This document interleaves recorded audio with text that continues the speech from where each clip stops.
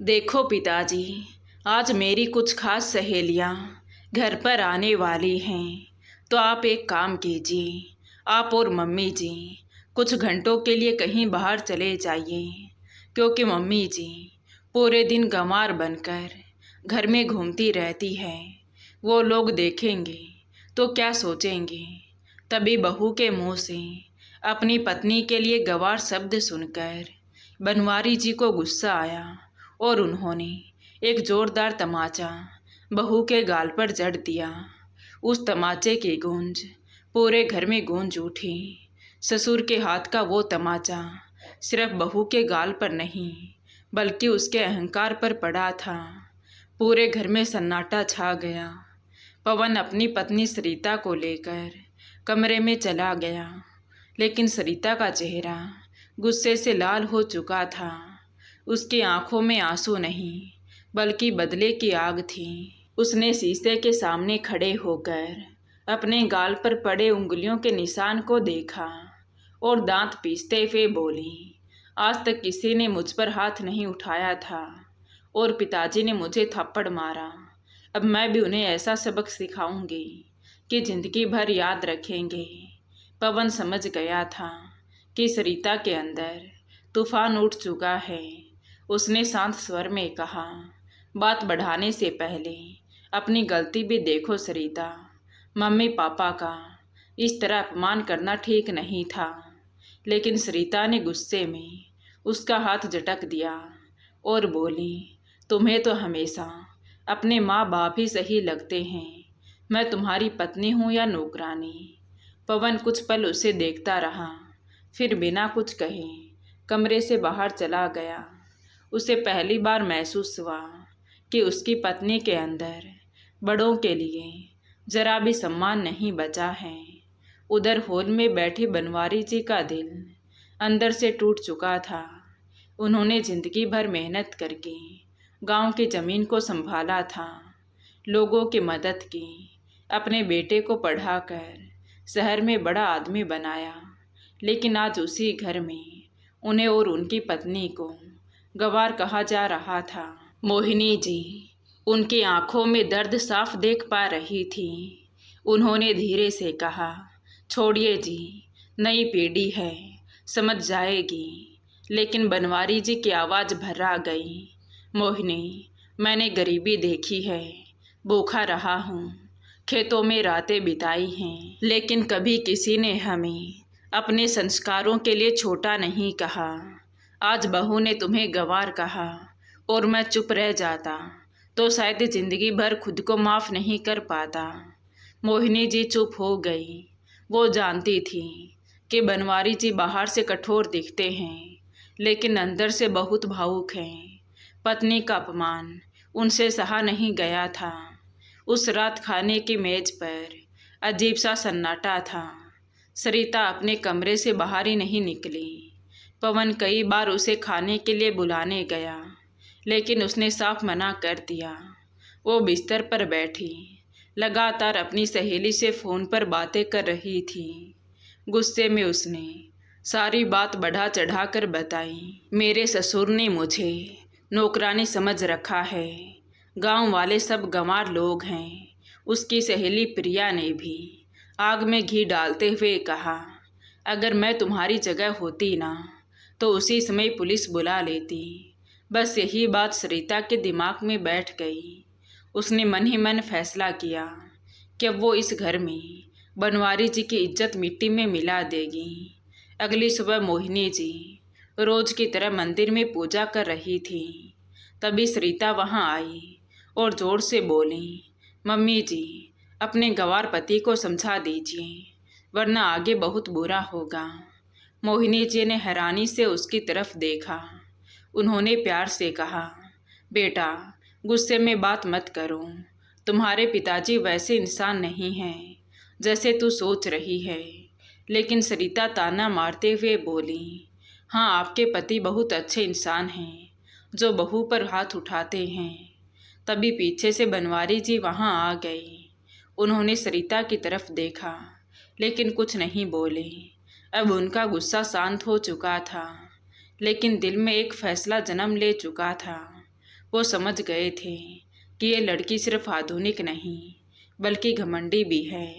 पिछले 1 साल में उसने कई बार मोहिनी जी के पहनावे, बोलचाल और गांव के तौर तरीकों का मजाक उड़ाया था। हर बार उन्होंने घर की शांति के लिए चुप्पी साध ली, लेकिन अब पानी सिर से ऊपर जा चुका था। उस दिन दोपहर में बनवारी जी अपने पुराने दोस्त राम सिंह जी से मिलने खेतों में गए। वहाँ उन्होंने पहली बार अपने दिल का दर्द कहा। राम सिंह, मैंने बहू को बेटी समझा, लेकिन उसने हमेशा हमें नीचा दिखाया। अब मुझे डर लगने लगा है कि कहीं मेरा अपना घर ही मुझसे छीन ना जाए। राम सिंह जी ने गंभीर होकर कहा, देखो बनवारी, कुछ लोग प्यार की भाषा नहीं समझते। उन्हें जिम्मेदारी और अनुशासन से समझाना पड़ता है। बस वहीं पर बनवारी जी ने मन ही मन एक कठोर फैसला ले लिया। उन्होंने तय कर लिया कि अब बहू को उसकी गलतियों का एहसास करवाना ही होगा, चाहे इसके लिए उन्हें कुछ भी क्यों ना करना पड़े। उधर घर में बहू सरिता अपनी योजना बना रही थी। उसने सोच लिया था कि वो अपनी सहेलियों और रिश्तेदारों के सामने बनवारी जी की ऐसी छवि बनाएगी कि सब उन्हें गलत समझेंगे। शाम को बनवारी जी अकेले आंगन में बैठे थे। उनकी नज़र उस घर पर थी जिसे बनाने में उन्होंने पूरी जिंदगी लगा दी थी। अचानक उनकी आंखों में आंसू आ गए। मोहिनी जी ने पहली बार अपने पति को इतना टूटा हुआ देखा। बनवारी जी धीमे स्वर में बोले, मोहिनी जी, जिस घर में माँ बाप को बोझ समझा जाने लगे वहाँ रिश्ते ज़्यादा दिन नहीं टिकते। मैंने फैसला कर लिया है, अगर बहू नहीं बदली तो उसे इस घर से जाना होगा। मोहिनी जी का दिल कांप उठा। वो जानती थी कि बनवारी जी जब कोई फैसला ले लेते हैं तो पीछे नहीं हटते, लेकिन उन्हें डर था कि कहीं ये फैसला उनके बेटे पवन की ज़िंदगी बर्बाद ना कर दे। उस रात घर के हर कमरे में बेचैनी थी। एक तरफ सरिता बदले की आग में जल रही थी, तो दूसरी तरफ बनवारी जी अपमान के दर्द में टूट चुके थे, और पवन बेचारा 2 रिश्तों के बीच पीस रहा था। और मोहिनी जी भगवान से बस यही प्रार्थना कर रही थी कि उनका परिवार टूटने से बच जाए। अगली सुबह घर का माहौल बाहर से सामान्य दिखाई दे रहा था, लेकिन अंदर हर इंसान टूट रहा था। मोहिनी जी रोज की तरह रसोई में थी, लेकिन उनके हाथ कांप रहे थे। रात भर वो सो नहीं पाई थी। उन्हें डर था कि कहीं बहू कोई ऐसा कदम ना उठा ले जिससे परिवार की इज्जत मिट्टी में मिल जाए। उधर सरिता अपने कमरे में बैठी मोबाइल चला रही थी। उसके चेहरे पर दर्द कम और गुस्सा ज़्यादा था। उसने अपने गाल पर पड़े थप्पड़ की फ़ोटो खींचकर रखी थी। बार बार वो उस तस्वीर को देखकर खुद को और भड़का रही थी। उसके मन में सिर्फ एक ही बात घूम रही थी, ससुर जी को उनकी औकात दिखानी है। पवन ऑफिस जाने के लिए तैयार हो रहा था। उसने जाते जाते सरिता से कहा, देखो, बात को यहीं ख़त्म कर दो। पापा वैसे इंसान नहीं हैं जैसे तुम सोच रही हो। लेकिन सरिता ने ठंडी आवाज़ में कहा, तुम बस देखते जाओ पवन, अब इस घर में क्या होता है। पवन उसकी आंखों में नफरत साफ देख पा रहा था। पहली बार उसे अपनी पत्नी से डर महसूस हुआ। वो बिना कुछ कहे घर से निकल गया। उसके जाते ही सरिता ने अपनी सहेली प्रिया को फ़ोन लगाया और बोली, आज ऐसा खेल खेलूंगी कि पूरे मोहल्ले में तमाशा हो जाएगा। दोपहर के समय सरिता जानबूझकर ज़ोर ज़ोर से रोने लगी। उसकी आवाज़ सुनकर मोहिनी जी घबरा गई। उन्होंने पूछा, क्या हुआ बहू? तभी सरिता चिल्लाते हुए बोली, पिताजी ने मुझ पर हाथ उठाया है, मुझे इस घर से निकालना चाहते हैं। पड़ोस की औरतें हैरानी से बनवारी जी की तरफ देखने लगी, जो वहीं कुर्सी पर शांत बैठे थे। उन्होंने एक शब्द भी नहीं कहा। उनकी चुप्पी देखकर सरिता और जोर से रोने लगी। वो चाहती थी कि पूरा मोहल्ला बनवारी जी को गलत समझे। तभी मोहिनी जी हाथ जोड़कर बोली, बहू, भगवान के लिए बात मत बढ़ाओ। लेकिन सरिता के अंदर का अहंकार अब सारी सीमाएं पार कर चुका था। थोड़ी देर बाद सरिता ने अपने मायके फ़ोन लगा दिया। शाम तक उसके पिता और भाई वहां पहुंच गए। घर में घुसते ही भाई गुस्से से बोला, कहाँ हैं आपके पिताजी जिन्होंने मेरी बहन पर हाथ उठाया है। पवन भी ऑफिस से लौट चुका था।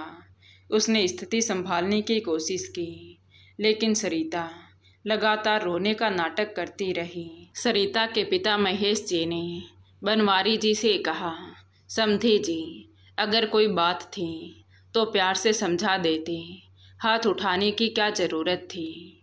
बनवारी जी अब तक शांत बैठे थे, लेकिन इस बार उन्होंने दृढ़ आवाज़ में कहा, पहले अपनी बेटी से पूछिए उसने क्या कहा था। उसने मेरी पत्नी को गंवार कहा, हमें घर से निकल जाने के लिए कहा। क्या आपने इसे माँ बाप की इज्जत करना नहीं सिखाया। कुछ पल के लिए कमरे में सन्नाटा छा गया। महेश जी अपनी बेटी की आदतों को जानते थे। उन्हें समझ आ गया कि गलती सिर्फ बनवारी जी की नहीं, लेकिन सरिता ने तुरंत बात पलट दी।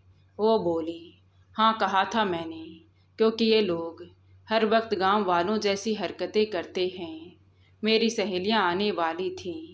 मुझे शर्म आती है इन लोगों को देखकर। यह सुनते ही मोहिनी जी की आंखों में आंसू आ गए। उन्होंने पहली बार महसूस किया कि उनकी बहू उन्हें इंसान नहीं, बोझ समझती है। पवन का सर शर्म से झुक चुका था। उसका दिल अपनी पत्नी की बातें सुनकर टूट रहा था। तभी बनवारी जी धीरे धीरे उठे। उनके आंखों में दर्द था, लेकिन आवाज़ पत्थर जैसी कठोर हो चुकी थी। उन्होंने सरिता की तरफ देखकर कहा, बहू, पिछले 1 साल से तुम्हारी हर हरकत सहता आया हूँ। कभी मेरे कपड़ों का मजाक उड़ाया, कभी मोहिनी जी के संस्कारों का। मैंने हमेशा तुम्हें बेटी समझकर माफ़ कर दिया, लेकिन अब नहीं। जिस घर के बड़ों की तुम्हारी नज़र में कोई इज्जत नहीं है, उस घर में रहने का भी तुम्हें कोई हक नहीं। ये सुनते ही सब दंग रह गए। मोहिनी जी तुरंत बोली, ऐसा मत कहिए जी। लेकिन बनवारी जी ने हाथ उठाकर उन्हें रोक दिया। सरिता को यकीन नहीं हुआ कि बनवारी जी सच में उसे घर से निकालने की बात कर रहे हैं।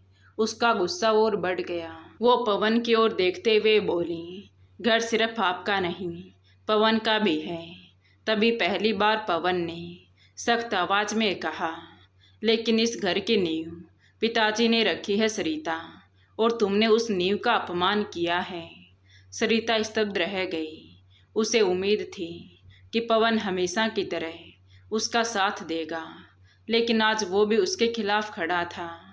गुस्से में सरिता अपने कमरे में गई और अलमारी से अपने कपड़े निकालकर बैग में भरने लगी। वो चाहती थी कि सब उसे रोक लें, लेकिन इस बार कोई कुछ नहीं बोला। मोहिनी जी रो रही थी, लेकिन बनवारी जी पत्थर बने बैठे थे। कुछ देर बाद सरिता बैग लेकर बाहर आई और कहा, ठीक है, मैं खुद चली जाती हूँ, लेकिन याद रखिए आपके बेटे की खुशियाँ भी चली जाएंगी। इतना कहकर वो अपने पिता और भाई के साथ चली गई। दरवाज़ा बंद होते ही घर में ऐसा सन्नाटा छा गया जैसे किसी ने सारी खुशियाँ छीन ली हो।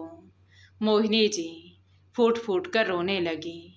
उन्होंने बनवारी जी से कहा, बहू है वो हमारी। गुस्से में चली गई, लेकिन बनवारी जी की आंखों में आंसू होते हुए भी चेहरा कठोर था। वो बोले, मोहिनी, जिस इंसान को अपने बड़ों की इज्जत नहीं, वो कभी इस घर को घर नहीं समझ सकता। उधर मायके पहुंचते ही सरिता ने अपने रिश्तेदारों के सामने कहानी को पूरी तरह बदल दिया। उसने खुद को बेचारी और बनवारी जी को निर्दयी साबित करना शुरू कर दिया। रिश्तेदार भी बिना सच्चाई जाने बनवारी जी को गलत कहने लगे, लेकिन महेश जी अंदर ही अंदर परेशान थे। उन्हें अपनी बेटी का स्वभाव पता था। रात को उन्होंने सरिता से अकेले में कहा, बेटी, रिश्ते अहंकार से नहीं चलते, गलती तुम्हारी भी थी। लेकिन सरिता ने साफ कह दिया, अब मैं उस घर में तभी जाऊंगी जब मेरे ससुर सबके सामने मुझसे माफ़ी मांगेंगे।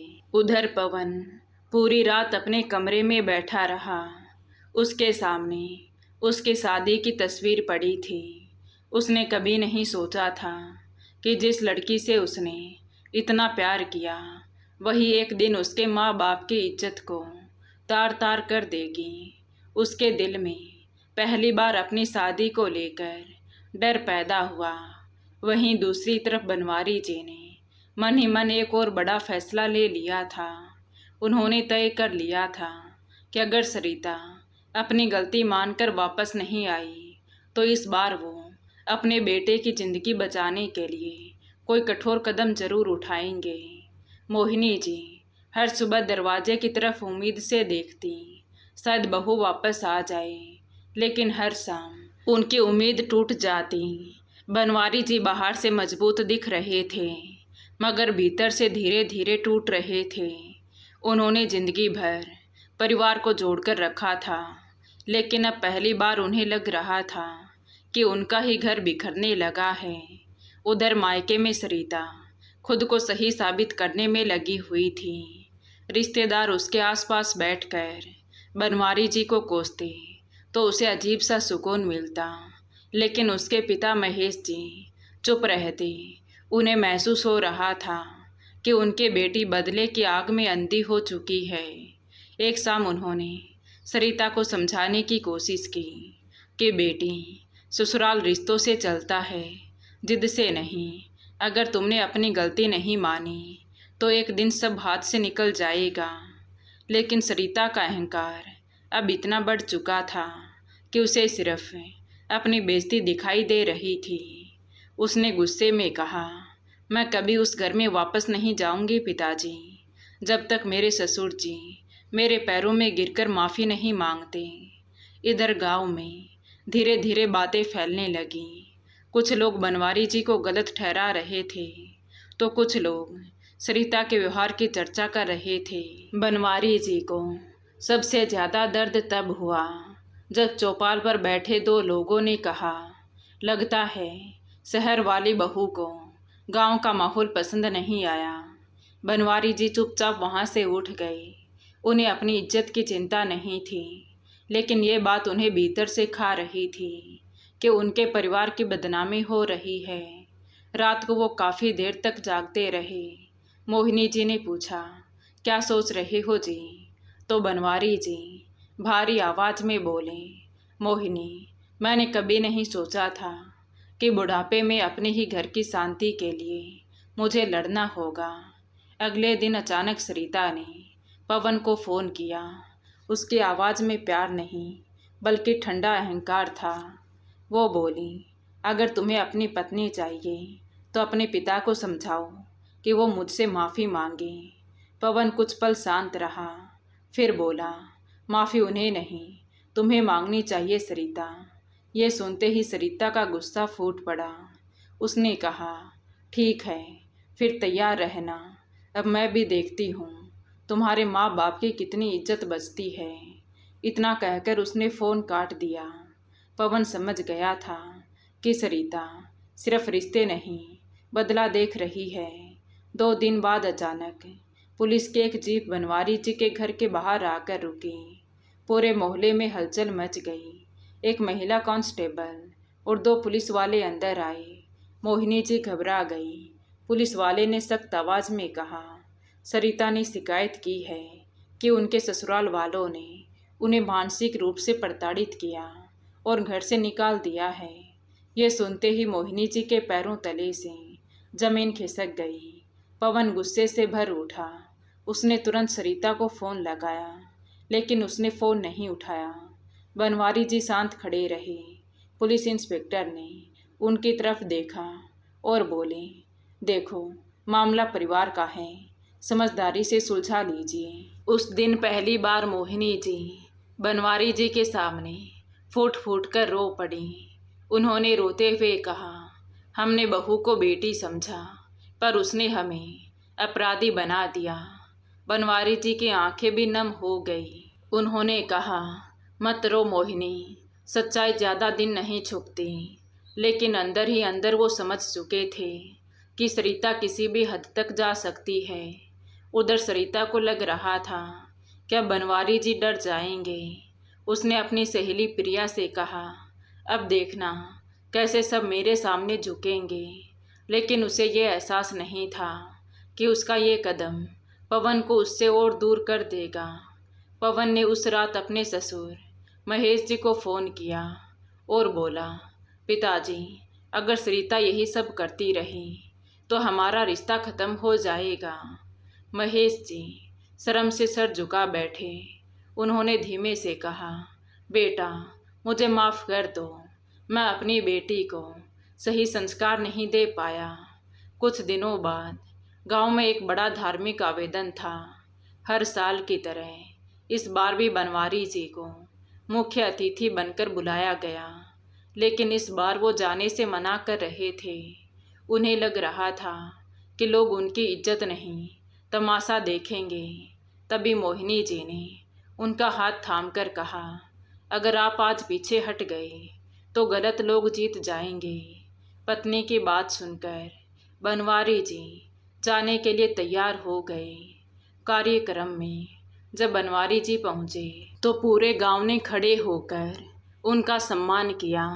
गांव के बुजुर्गों ने कहा, बनवारी, तुमने हमेशा गांव की इज्जत बढ़ाई है।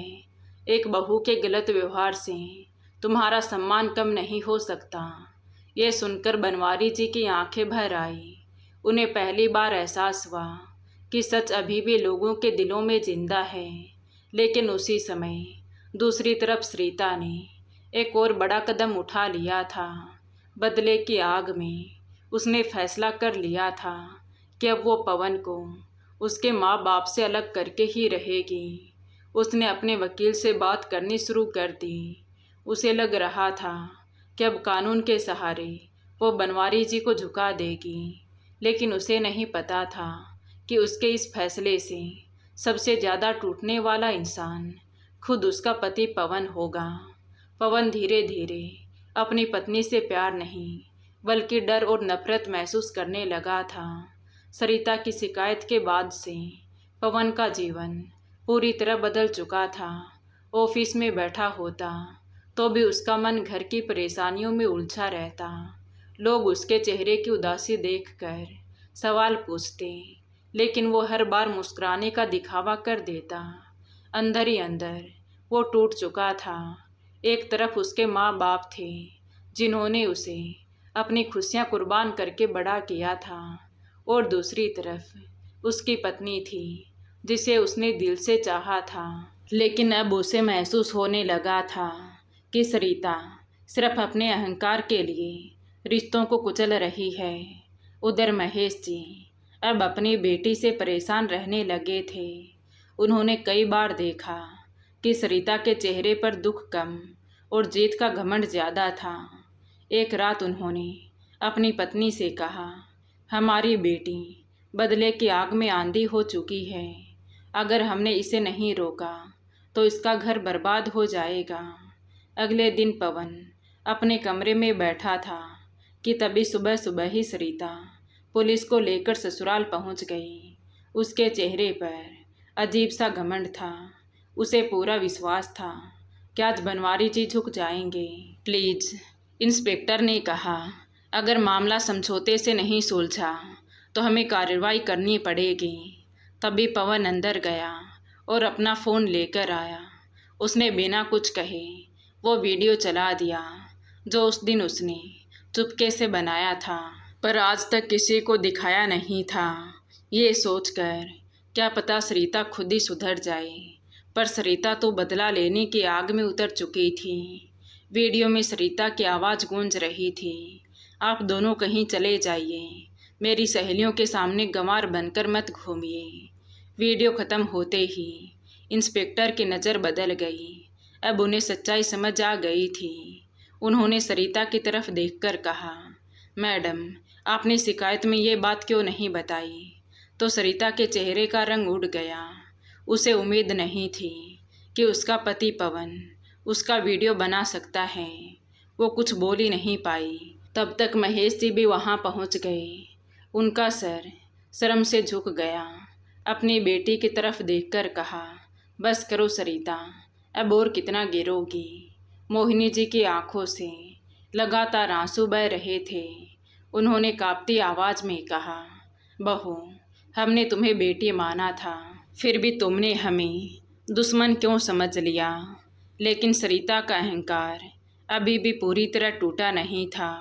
उसने गुस्से में कहा, ठीक है, गलती मेरी थी, लेकिन पिताजी को भी थप्पड़ नहीं मारना चाहिए था। बनवारी जी शांत स्वर में बोले, हाँ, मुझसे गलती हुई है कि मैंने गुस्से में हाथ उठाया, लेकिन उससे बड़ी गलती तुम्हारी थी बहू। तुमने उस औरत का अपमान किया जिसने तुम्हें बेटी समझा। उस पल पूरे घर का माहौल बदल गया। पहली बार सरिता खुद को अकेला महसूस करने लगी। पवन भी अब उसके साथ नहीं खड़ा था। उसने साफ शब्दों में कहा, सरिता, रिश्ते इज्जत से चलते हैं। अगर तुम मेरे माँ बाप को इज्जत नहीं दे सकती तो इस घर से जा सकती हो। यह सुनकर सरिता के पैरों तले जमीन खिसक गई। उसे पहली बार एहसास हुआ कि उसका अपना पति उससे दूर हो चुका है। पुलिस इंस्पेक्टर ने मामला परिवार का समझकर वही ख़त्म कर दिया। जाते जाते उन्होंने सरिता से कहा, बेटी, कानून का इस्तेमाल बदले के लिए मत करो, वरना एक दिन सच में अकेली रह जाओगी। सरिता चुपचाप खड़ी रही। उसके पास अब कोई जवाब नहीं था। उस समय महेश जी अपनी बेटी को लेकर मायके लौट गए। रास्ते भर उन्होंने उसे एक शब्द भी नहीं कहा। घर पहुंचते ही उन्होंने पहली बार अपनी बेटी पर गुस्सा निकाला और बोले, जिस माँ बाप ने तुम्हें इतना प्यार दिया, तुमने उस घर को तोड़ने की कोशिश की है। शादी कोई खेल नहीं होती सरिता। आज मुझे खुद पर शर्म आ रही है। उस रात सरिता के अंदर पहली बार डर पैदा हुआ। उसे महसूस होने लगा था कि बदले की आग में उसने अपना ही घर जला दिया है। रिश्तेदार अब उससे दूरी बनाने लगे थे। सहेली प्रिया भी अब फ़ोन कम उठाती थी। पहली बार उसे एहसास हो रहा था कि उसने सिर्फ अपने ससुर का नहीं बल्कि उन रिश्तों का अपमान किया था जो उसे बेटी मानते थे। लेकिन अब भी बहुत देर नहीं हुई है। अगर वो सच में बदलना चाहती है तो शायद उसका घर बच सकता है। ये सोचकर अब उसका घमंड टूटने लगा था। मायके में हर कोई उससे दूरी बनाने लगा। महेश जी को अपनी बेटी की हरकतों पर शर्म महसूस हो रही थी। घर का माहौल इतना भारी हो चुका था कि सरिता को खुद अपने ही कमरे में घुटन महसूस होने लगी। उधर घर में बनवारी जी अकेले बैठे थे। तभी पवन उनके पास आया और बोला, पिताजी, मुझे माफ़ कर दीजिए, मैं अपनी पत्नी को सही रास्ता नहीं दिखा पाया। बनवारी जी ने बेटे के सिर पर हाथ रखा और बोले, गलती तुम्हारी नहीं है बेटा। इंसान की असली पहचान उसके संस्कार होते हैं। उन्होंने अपने मन में एक अंतिम फैसला कर लिया था। उन्होंने कहा, पवन बेटा, मैंने पूरी ज़िंदगी रिश्तों को जोड़कर रखा, लेकिन जहाँ सम्मान ख़त्म हो जाए वहाँ रिश्ते सिर्फ बोझ बन जाते हैं। अगर सरिता सच में बदलना नहीं चाहती तो तुम्हें अपनी ज़िंदगी के बारे में सोचना होगा। पवन का दिल कांप उठा। वो समझ गया कि उसके पिता अब बहुत गहरे टूट चुके हैं। उसने भारी आवाज़ में कहा, पिताजी, मैं अपना घर टूटने नहीं देना चाहता, लेकिन अब समझ नहीं आ रहा कि क्या करूं। तभी बनवारी जी ने बेटे के कंधे पर हाथ रखते हुए कहा, बेटा, कभी कभी इंसान को सबसे बड़ा फैसला अपने दिल पर पत्थर रखकर लेना होता है। उस रात पवन बहुत देर तक जागता रहा। उसने सरिता के साथ बिताए हर पल को याद किया। उसे वो दिन याद आए जब सरिता उसकी छोटी छोटी बातों पर मुस्कुराया करती थी। लेकिन फिर धीरे धीरे उसका बदलता व्यवहार, माँ बाप का अपमान और झूठ, ये सब उसके आंखों के सामने घूमने लगा। आखिरकार उसने फैसला कर ही लिया कि अब बात साफ करनी ही होगी। अगली सुबह पवन सरिता के मायके पहुंच गया। उसे देखकर सरिता की आंखों में उम्मीद की चमक उठी। उसे लगा कि शायद पवन उसे लेने आया है, लेकिन पवन का चेहरा बेहद शांत और कठोर था। उसने कहा, मुझे तुमसे अकेले में बात करनी है। दोनों कमरे में बैठे थे। कुछ पल की खामोशी के बाद पवन बोला, सरिता, क्या तुम्हें सच में लगता है कि तुमने जो किया वो सही था? सरिता की आंखें झुक गई। पहली बार उसके पास कोई जवाब नहीं था। पवन ने आगे कहा, तुमने सिर्फ पापा मम्मी का नहीं, मेरे प्यार का भी अपमान किया है। जिस इंसान ने मुझे इस दुनिया में चलना सिखाया था, तुमने उसी को अपराधी बना दिया। ये सुनते ही सरिता की आंखों से आंसू बहने लगे। उसने रोते हुए कहा, मुझसे गलती हो गई पवन। गुस्से में मैं सब भूल गई थी। लेकिन पवन की आवाज़ में पहले जैसा अपनापन नहीं था। उसने कहा, गलती एक बार होती है सरिता, लेकिन तुमने पिछले 1 साल में हर बार मम्मी पापा को छोटा महसूस करवाया। मैं हर बार तुम्हारा साथ देता रहा, सोचता रहा कि एक दिन तुम बदल जाओगी, लेकिन तुम और दूर होती गई। सरिता फूट फूट कर रोने लगी। उसने पहली बार महसूस किया कि बदले की आग में उसने सचमुच अपना घर जला दिया है। उसने कांपती आवाज़ में कहा, मुझे एक मौका और दे दो पवन, मैं सब ठीक कर दूंगी। पवन कुछ पल चुप रहा, फिर बोला, तुम्हें एक मौका और मैं नहीं बल्कि मम्मी पापा देंगी। अगर उनका दिल फिर से तुम्हारे लिए पिघल गया तो ठीक है, वरना मैं कुछ नहीं कर सकता। उस दिन सरिता पहली बार अपने अहंकार को छोड़कर ससुराल पहुंची। उसके कदम कांप रहे थे। वो धीरे धीरे अंदर गई। मोहिनी जी मंदिर के सामने बैठी थी। सरिता देखते ही उनके पैरों में गिर पड़ी और ज़ोर ज़ोर से रोने लगी। मम्मी जी, मुझे माफ़ कर दीजिए, मैंने आपका बहुत दिल दुखाया है। मोहिनी जी की आंखों से भी आंसू बहने लगे। उन्होंने बहू को उठाने की कोशिश की, लेकिन सरिता उनके पैरों को पकड़कर रोती रही। तभी बनवारी जी वहां आ गई। सरिता ने कांपते हुए उनकी तरफ देखा। आज पहली बार उसकी आंखों में घमंड नहीं बल्कि शर्म थी। वो उनके पैरों में बैठ गई और बोली, पिताजी, मुझे माफ़ कर दीजिए, मैंने आपको और मम्मी जी को समझा ही नहीं। शहर की पढ़ाई ने मुझे बड़ा इंसान नहीं बल्कि अहंकारी बना दिया। कुछ पल तक कमरे में सन्नाटा रहा। फिर बनवारी जी ने भारी आवाज़ में कहा, बहू, इंसान की पहचान उसके कपड़ों या शहर से नहीं बल्कि उसके संस्कारों से होती है। जिस दिन तुमने मोहिनी जी को गंवार कहा था, उस दिन मुझे लगा मैं हार गया हूँ। तभी सरिता रोते हुए बोली, मैं अपनी गलती की सज़ा भुगतने को तैयार हूँ पिताजी, बस मुझे इस घर से अलग मत कीजिए। बनवारी जी ने शांति से उसके सिर पर हाथ रख दिया। ये देखते ही सरिता ज़ोर ज़ोर से रोने लगी। मोहिनी जी ने उसे अपने सीने से लगा लिया। महीनों बाद आज उस घर में फिर से खुशी महसूस हुई। पवन दूर खड़ा ये सब देख रहा था। उसकी आंखों में भी आंसू थे। उसे पहली बार लगा कि शायद उसका परिवार अभी पूरी तरह टूटा नहीं है। उस रात पूरे परिवार ने पहली बार साथ बैठकर खाना खाया। माहौल अभी भी भारी था, लेकिन रिश्तों में उम्मीद लौट आई थी। खाने के बाद बनवारी जी ने आसमान की तरफ देखकर मन ही मन भगवान का धन्यवाद किया। उन्हें ये एहसास हो गया था कि कभी कभी एक कठोर सबक ही इंसान को सही रास्ता दिखा देता है। तो दोस्तों, बनवारी जी ने सरिता को माफ़ करके सही किया या गलत, अपनी राय कमेंट बॉक्स में ज़रूर बताएं। कहानी अच्छी लगी हो तो प्लीज़ वीडियो को लाइक करें, शेयर करें और हमारे चैनल कहानी विद देवांशी को सब्सक्राइब ज़रूर करें। Thank you.